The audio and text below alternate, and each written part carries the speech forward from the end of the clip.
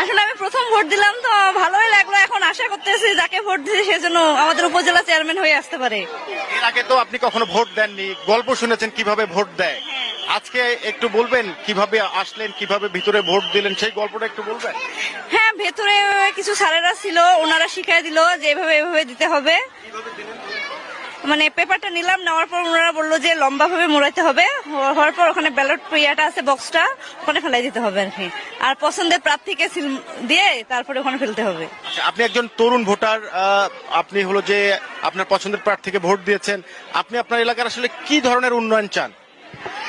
আসলে আমার পছন্দের প্রার্থী আমাদের চেয়ারম্যানই, কিন্তু আমি চাই যে আমাদের এই যে উপজেলাটা নাই তো এখানে, আমরা চাই এখানে উপজেলা হোক, পাশাপাশি আরো আমাদের এলাকাগুলো উন্নত হোক, প্লাস পাশাপাশি আরো যে ইউনিয়ন গুলো আছে ওখানেও যেন ভালো ওনারা সেবা দিতে পারে, এটাই আশা করি আর কি চেয়ারম্যানের কাছে আমরা।